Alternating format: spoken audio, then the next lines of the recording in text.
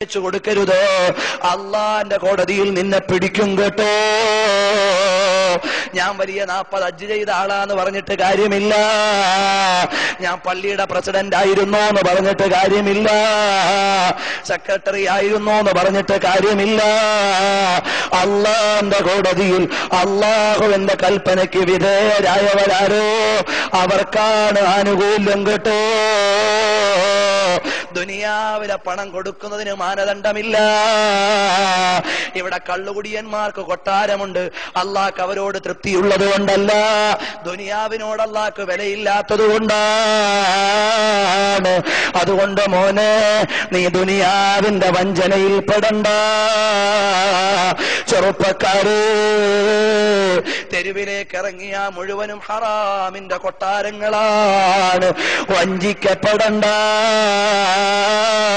സ്വർഗമെന്ന മഹത്തായ കൊട്ടാരമുണ്ട്. അതാണ് മേറാജിന്റെ രാത്രിയിൽ ഒരു താഴ്വരയിൽ ഇറങ്ങുമ്പോ കസ്തൂരിയുടെ ഗന്ധം വരുന്നു. മിൻ ഐന ഹാദാ യാ ജിബ്രീൽ, ഇതെവിടെന്നാണ് ജിബ്രീല്?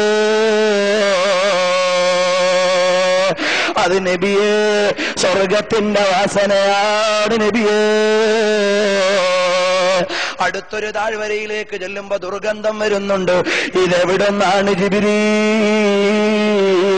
അത് നരകത്തിന്റെ ദുർഗന്ധമാണ് നബിയേ. അങ്ങനെ നബി സല്ലല്ലാഹു അലൈഹി വസല്ലമ തങ്ങള് രണ്ടും അറിഞ്ഞിട്ട് നമ്മളോട് പഠിപ്പിച്ചു തന്നിട്ടുണ്ട്. അതുകൊണ്ട് ചെറുപ്പക്കാരെ, കള്ളുകുടിയിലേക്ക് പോകണ്ട, സിനിമ കണ്ട് നേരം കളയണ്ട, അന്യ പെണ്ണിനോട് അകലം സൂക്ഷിക്കാൻ അല്ല പറഞ്ഞതാണ്. നീ സൂക്ഷിച്ചു ജീവിച്ചോ. പലിശ അല്ല വിലക്കിയതാണ്, തൊടാതെ കാത്തുരക്ഷിച്ചോ. വലിയ ലൈഫ് ഇൻഷുറൻസ് പോളിസിയുള്ള കാലമാണ്. സ്വയം സഹായ സംഘങ്ങൾ വരുന്ന കാലമാണ്. RMP പോലെയുള്ള ചതിക്കുഴികളുള്ള ചെയിൻ ബിസിനസ് വരുന്ന കാലമാണ്. DXN പോലെയുള്ള പൂഴ്ത്തിവെപ്പ് ബിസിനസ് വരുന്ന കാലമാണ്. നമ്മുടെ ഇന്ത്യയിലുള്ള 50-ൽ പരം നിക്ഷേപങ്ങളുള്ള മുഴുവൻ നിക്ഷേപ മേഖലകളിലും 50-ൽ 1% പലിശയാകണമെന്ന് റിസർവ് ബാങ്കിന്റെ നിയമമാണ്.